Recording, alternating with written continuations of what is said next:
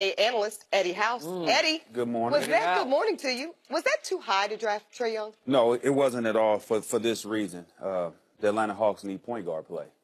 So Dallas didn't need a point guard. They have Dennis Smith Jr., so it made sense for both teams. Dallas had their eyes on Luka Doncic. Atlanta had their eyes on getting a point guard. Trae Young on their board was the best available point guard. They only have two on their roster right now, Isaiah Taylor, Dennis Schroeder. Dennis Schroeder wants out. So they're looking to rebuild. And they want to get him out. Yeah, they want to oblige him. And they will get him out. Yeah. The thing is what I'm going to be looking at it. They have a very young, inexperienced head coach. This is his first year being a head coach, Lloyd Pierce.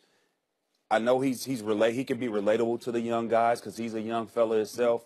It's just how are they going to maximize what Trae Young does well? And I think that's what people need to, if they're a coach, tap into that. Don't worry about what he does bad. Try to highlight what he does well and give him as much confidence as possible because this roster is terrible. They're not going to do anything. And they got $30 million in cap space. So what they could do is lure a younger, what you would call a vet, like 4 or 5 years in, looking to get paid.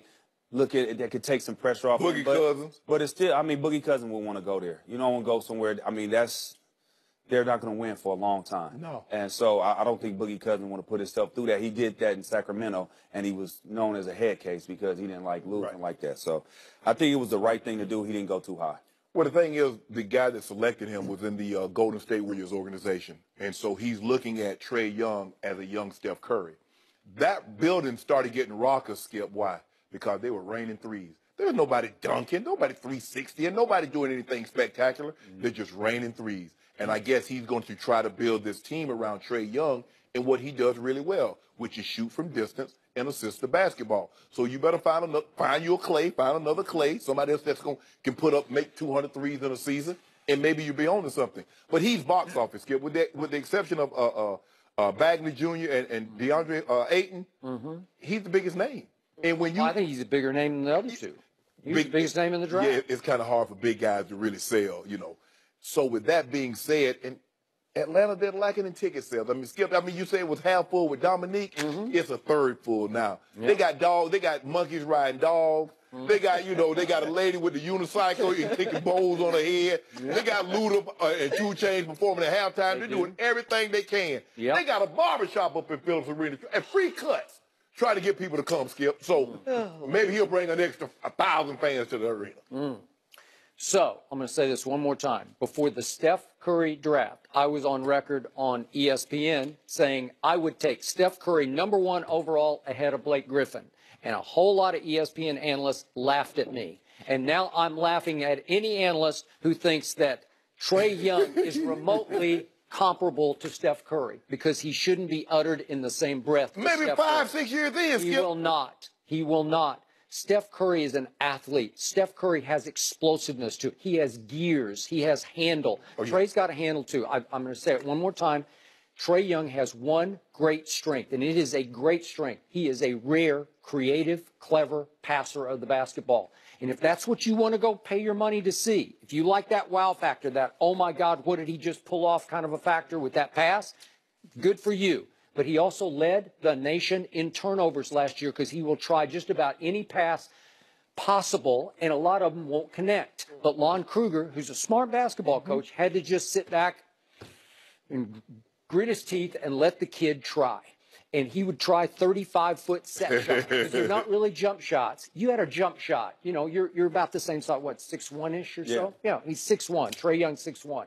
But you had some stature to you. You had strength to you. You could drive it. If somebody dared you to drive the basketball, you would drive the basketball.